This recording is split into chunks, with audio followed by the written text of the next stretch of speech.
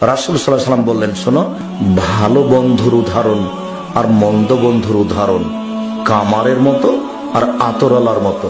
তোমার যদি বন্ধু আতরওয়ালা হয় তাহলে তুমি কিনে নিবা আতর বন্ধুর কাছ থেকে, নলে এমনিতেই দিবে। যদি কিনে না নাও, এমনিতে যদি না দেয়, বন্ধুর পাশে বসে থাকলে আতরের গন্ধ পাবা তো। আল্লাহ নবী বলছেন, হাদিস বুখারী মুসলিম। তো আপনার ছেলের বন্ধু যদি ভালো হয়, আপনার ছেলে ভালো হবেই। আতরওয়ালা যেমন আতরের সেন্টকে ঠেকাতে পারবে না, আপনার ছেলের বন্ধু যদি ভালো হয়, তার ভালো চালচলন ঠেকাতে পারবে না, আপনার ছেলের কাছে চলে আসবে। আপনার মেয়ের বান্ধবী যদি ভালো হয়, তাহলে আপনার মেয়ে ভালো হয়ে যাবে, ওই গতিতেই সে গড়ে উঠবে। এ কথা রাসূল সাল্লাল্লাহু আলাইহি ওয়াসাল্লাম বলেন। তিনি বলেন, কারো বন্ধু যদি কামার হয়, কর্মকার হয়, তাহলে হয়তো বা পাশে বসে থাকলে আগুন ছিটকে এসে কাপড় জ্বলে যেতে পারে। যদি আগুন ছিটকে কাপড় না জ্বলে, তাহলে পাশে বসে থাকলে নাকে মুখে ধোঁয়া লাগবে।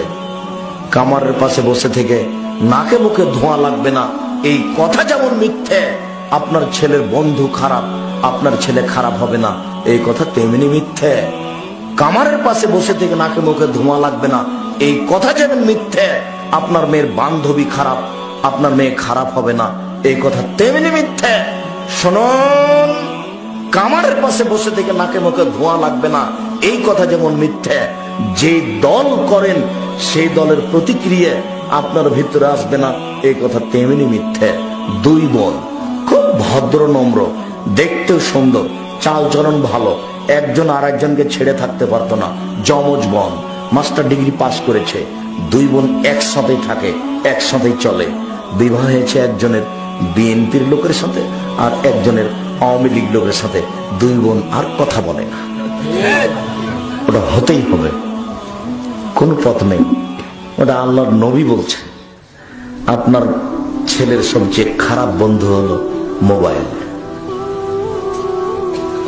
তুমি মোবাইল ব্যবহার করো না, এটা তোমার উপরে প্রথম জরুরি আদেশ।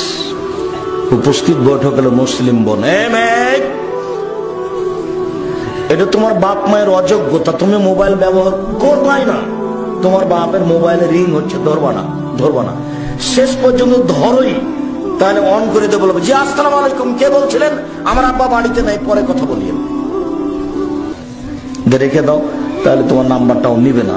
আর তুমি যদি অন করে দিয়ে বলো, ভাইয়া কে বলছিলে ভাইয়া, তাহলে তো তোমার নাম্বার ধরে রাখবে।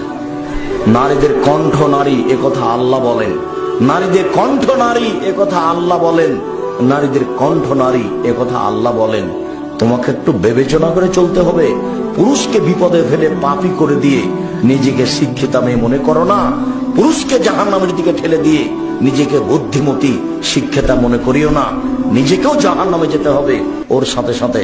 যুবক, তোমাকে বলছি, সেই দিনও বলে গেছি, আজকে বলছি, যে তোমার মোবাইলে আজ থেকে যেন কোনো মেয়ের নাম্বার না থাকে। শোনো, খুব জটিল কাজ। তুমি যদি এখন তওবা করো যে আর কোনোদিন আমি কথা বলবো না, এ বলে যদি তওবা করো তুমি, তো তুমি ঘরে একাই আছো, কেউ নেই, ধীরে তোমার হাতটা মোবাইলে চলে যাবে। শক্তিশালী সদস্য শয়তান, ও রগে রগে চলতে পারে।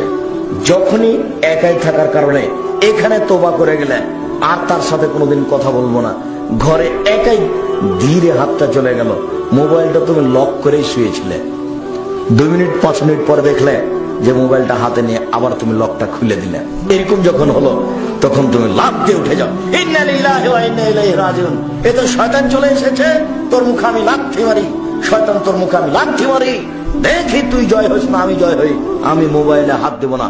নাউজুবিল্লাহি মিন যালিক, নাউজুবিল্লাহি মিন যালিক। শয়তান ঘরে ঢুকে গেছে, তোর মুখে আমি লাথি মারি, শয়তান তুমি লাফ দিয়ে ঘরের বাইরে চলে যাও। বুঝতে পারছো না মনে হয় কথাটা? তার মানে শয়তানকে তুমি পরাস্ত করবে কিভাবে? আল্লাহ বলছেন ও হচ্ছে তোমার স্পষ্ট খোলাখলি শত্রু। এই ভাষাগুলো আল্লাহ কোরআন মাজিদে ব্যবহার করছে।